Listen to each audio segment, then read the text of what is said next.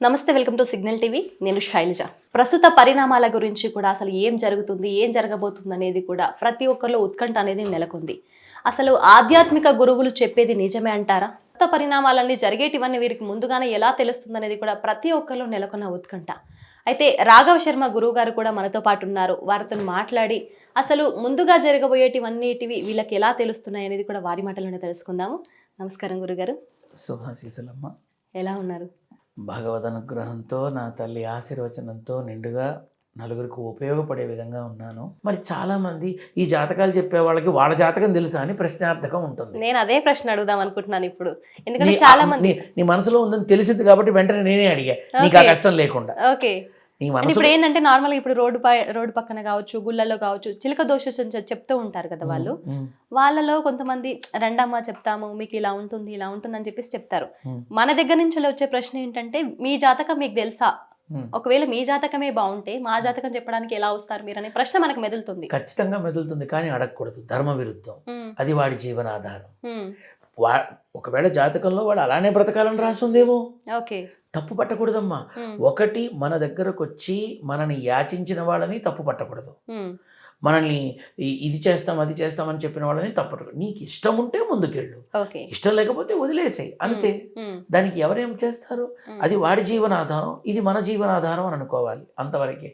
ఇప్పుడు సహజంగా ఒకే రాశి, ఒకే నక్షత్రం, ఒకే గ్రహం, ఒకే సమయం, ఒకే స్థానం, కానీ జీవితాలు ఒకేలా ఉండవు. ఎలా ఉంటాయి? ఇప్పుడు ఒక తరగతి గదిలో 40-50 మంది పిల్లలు ఉంటే అందులో ఖచ్చితంగా ఏ 2-3కి ఒకటే ఉంటుంది. మరి ఒకేలా ఉండాలిగా.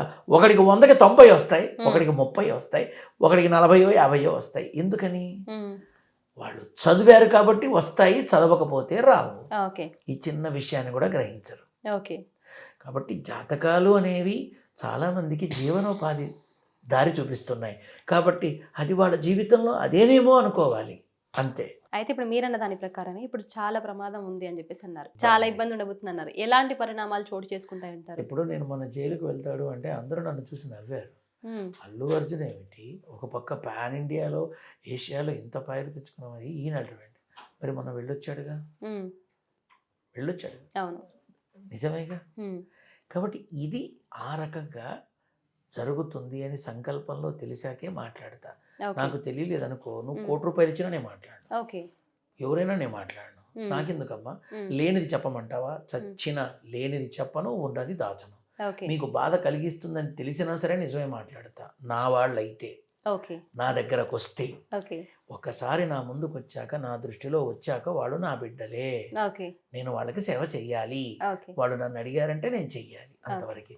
ఇక్కడ కూర్చొని నాన్న అనుష్ఠానంలో ఉన్నప్పుడు, నాన్న సేవలో ఉన్నప్పుడు దేశ విదేశాల్లో కూడా నాకు ఫోన్లు చేసి రాత్రి 11 నుంచి తెల్లవారి 4 మధ్యలో నాతో మాట్లాడుతూ ఉంటారు. వాళ్ళందరికీ అన్నీ తెలియపరుస్తూ ఉంటా. జరిగితేనే కదమ్మా, జరగకపోతే వాళ్ళే చెప్తారుగా, వీడు వెత్త దొంగముండా కొడుకు, వీడిని నమ్మకండి అని. కానీ ఈ సేవ ఇవాళ కాదుగా, ఎన్నో ఏళ్ల నుంచి జరుగుతోంది. కాబట్టి ఇదంతా నాన్న అనుగ్రహమే. ఇబ్బంది ఉంది, భయంకరమైన మానసిక ఒత్తిడి ఉంది, అందులో నుంచి తప్పించుకోవటం ఇప్పుడు కష్టం. చెప్పలేమమ్మా. 13 నెలలు కావచ్చు, 10 నెలలు కావచ్చు, 18 నెలలు కావచ్చు, 1 సంవత్సరం అంతా కావచ్చు, చెప్పలేము. అందుకని భగవంతుడిని పట్టుకుంటే చాలా అంటే చాలా. అందులోనూ ఇంకా కొద్ది రోజుల తర్వాత పాపం వాడికి మానసికమైనటువంటి బట్టను నలిపినట్టు నలుపుతారు అని అంటారు, చూసావా? అంత ఒత్తిడి పెరుగుతుంది ఆ బిడ్డకి. ఎందుకంటే ఏప్రిల్ 8 వరకు కూడా ఈ ఇబ్బంది సమయాలు ఇతమిద్దంగా. ఎందుకంటే వీటికి అన్ని అక్కర్లేని రాజకీయాలు పులుముకుంటాయి, వ్యవహారాలు పులుముకుంటాయి, వ్యాపారస్తులు పులుముకుంటారు, అక్కర్లేనివన్నీ కూడా జరుగుతాయి. ఇప్పుడు జరుగుతున్నవి అవేగా. ఇది మళ్ళీ కొత్తగా నేను చెప్పేది ఏముంది అంటే, ఆయన ఇప్పుడు పాన్ ఇండియా హీరో. ఇప్పుడు ఆయన అంటే ఒక మంచి పేరు తెచ్చుకున్న వ్యక్తి. ఇప్పుడు ఆయనకి ఇప్పుడు జరుగుతున్న పరిణామాల వల్ల ఆయన లైఫ్కి ఏమైనా ఎఫెక్ట్ పడే అవకాశం ఉందంటారా? నేను చెప్పా కదమ్మా, ఇబ్బంది అని. మానసికమైన ఒత్తిడి భయంకరంగా ఉంది.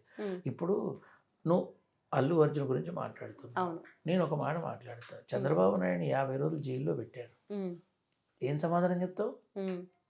కష్టకాలం వస్తే కాలకూట విషసర్పంలా తరిమి తరిమి కొడుతుంది, ఎవడు తప్పించుకోలేడు. నేను చెప్పాను చంద్రబాబు ఇదే. అంటే మళ్ళీ ఎవరు అడుగుతా, మన విజయవాడలో నా దగ్గరకు వచ్చినప్పుడు బాబు గారికి కూడా కష్ట సమయం. ఎందుకు నేను బాలకృష్ణ గారి ఇంటికి వెళ్ళినప్పుడు కూడా చెప్పాను. నన్ను ఆయన ఎంతో ఆప్యాయంగా ఆహ్వానించారు. చెప్పాను, ఏమిటండి ఈ పరిస్థితి అంటే, ఏం పర్వాలా, మీరు మీ సినిమాల్లో ఉండండి, అద్వితీయమైన విజయాలు వస్తాయి మీకు అని అన్నట్టుగానే జరిగింది. మా రాజకీయాలు ఒక్క మాట ఏంటంటే, మీ అమ్మాయి కూడా ఇక బయటికి రాక తప్పదు. మా అమ్మాయి అని అన్నారు, బయటికి రాక తప్పదు. వచ్చిందిగా అమ్మాయి, ఏపీ మొత్తం ఒక రౌండ్ వేసేసిందిగా. మరి నా మాట అబద్ధమే. ఈ చెప్పుకుంటూ పోతే ముందే చెప్పినవి కొన్ని లక్షలు వేలు ఉన్నాయమ్మా. అయితే మరి అదే ఎట్ ద సేమ్ టైం చూసుకున్నట్లయితే మోహన్ బాబు గారి ఇంట్లో కూడా వాళ్ళ ఇంటి విషయాలు బయటకు వస్తున్న సందర్భాలు మనం చూస్తున్నాము. ఇంట్లో గొడవలు కావచ్చు, చిన్న చిన్న మిస్టేక్స్ వల్ల ఎవరిదనేది తెలియట్లేదు, బట్ కొన్ని ఇబ్బందులు అయితే వాళ్ళు కూడా ఎదుర్కొంటున్నారు. అపరాధం అనే పదం కరెక్ట్గా సరిపోతుంది వాళ్ళకి. ఓకే.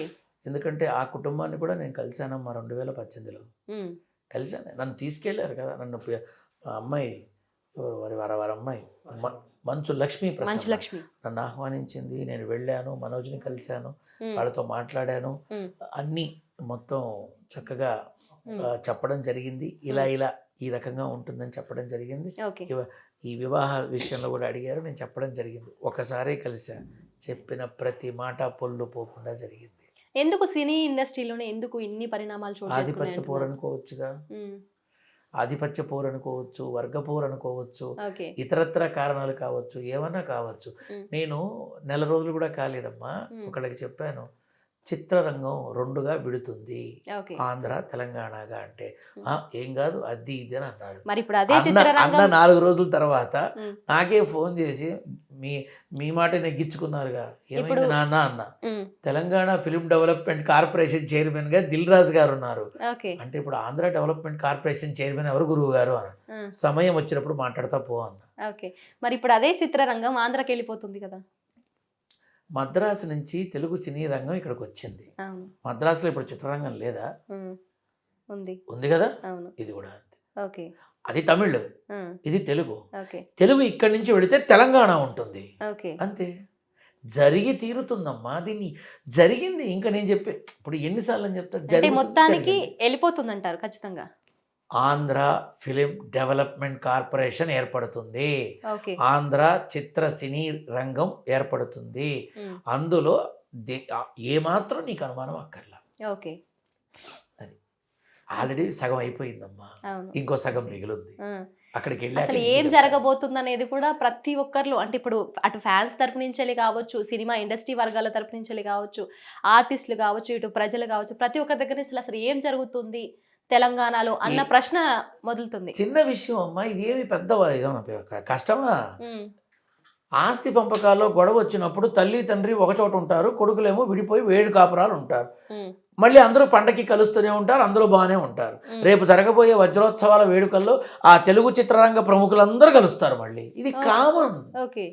ఇది అప్పుడు ఏం చేస్తారంటే, ఒక పెద్ద ప్లేస్ తీసుకొని అక్కడికి పోయి అందరూ మీ దగ్గర అవద్దు, మా దగ్గర అవద్దు, ఇంకో చోట పెడదామని ఇంకో చోటకి వెళ్తారు. ఇంతేగా, బాయ్ బాయ్ అంటారు అక్కడికి వెళ్ళి. అంతే కదా. ఇప్పుడు ఒక్కటమ్మా, మన తెలంగాణలో సెటిలర్స్ చాలా మంది ఉన్నారు, అవునా? సంక్రాంతి వెళ్లకుండా ఉన్నారా? లేదు. కిలోమీటర్ల కొద్దీ టోల్ గేట్స్ దగ్గర ఆగిపోతారు. ఆ స్థాయిలో ఉంటుంది. ఎవరు వెళ్లకుండా ఉన్నారమ్మా?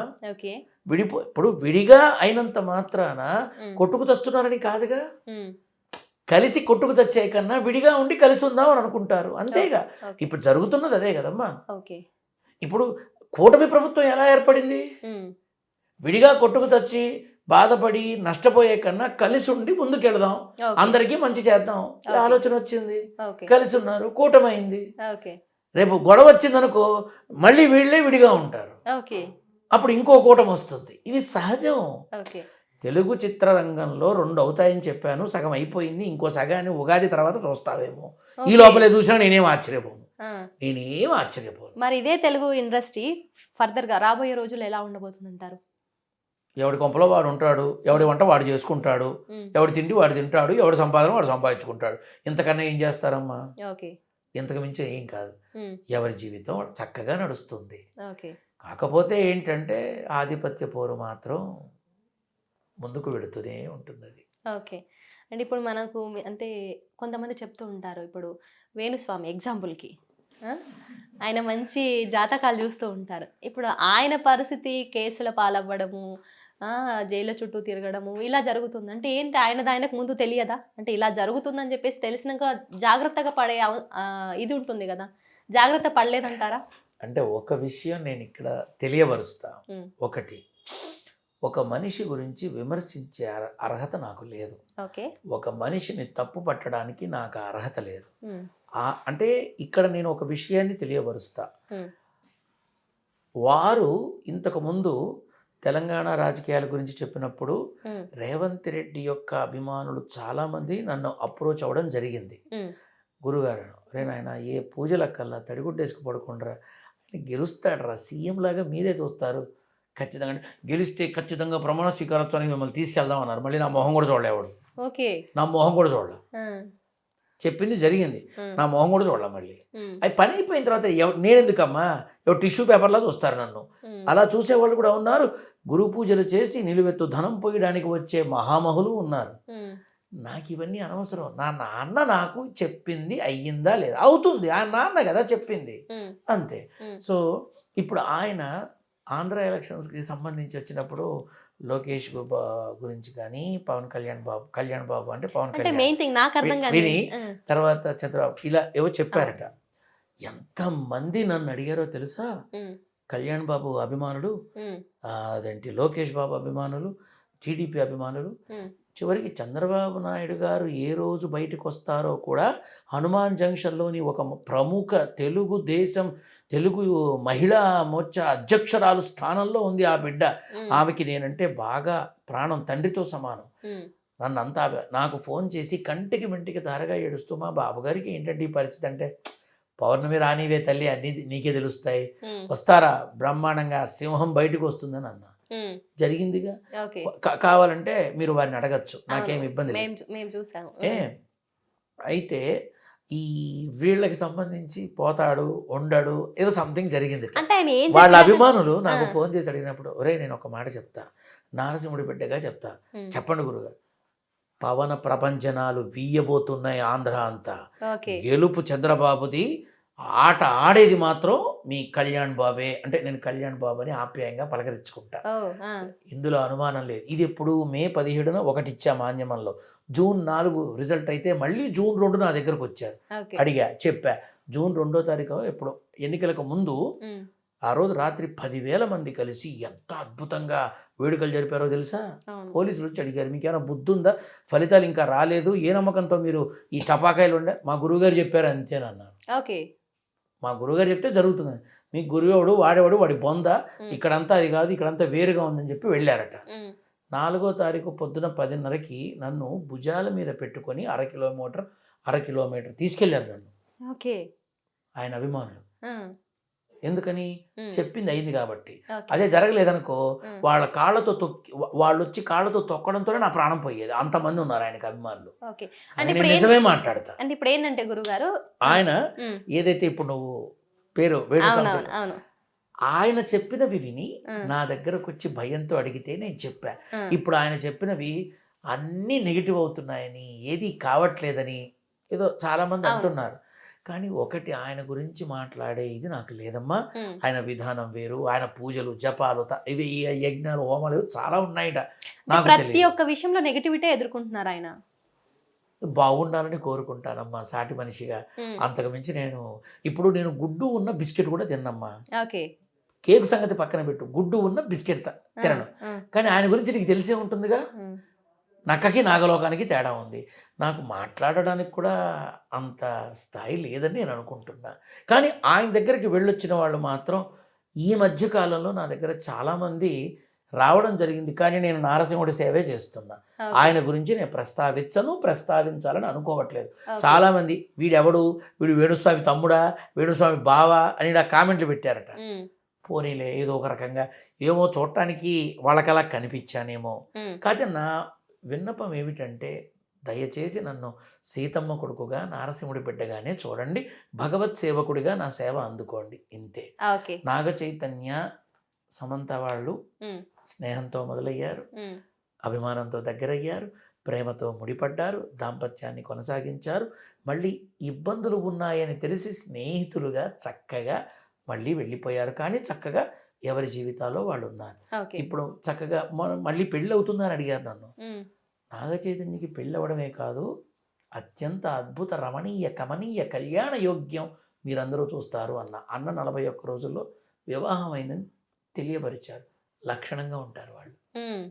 లక్షణ అక్షర లక్షల్లా ఉంటారు. ఓకే. అద్భుతంగా ఉంటారు. ఓకే. ఒక జగపతి బాబు, ఒక శ్రీకాంత్, ఒక అంతకుముందు ఒక మురళీమోహన్, ఒక కృష్ణరాజు చూసావా?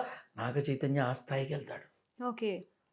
అది వెన్నుముకని నిలబెట్టడానికి కావాల్సిన అతి కీలకమైన ఎముకల్లో ఒక ఎముక ఎంత పవర్ఫుల్ L4, L5 ఎంత ఇంపార్టెంటో అంత ఇంపార్టెంట్ ఆర్టిస్ట్ అవుతాడు ఓకే. ఇండస్ట్రీకి. ఓకే.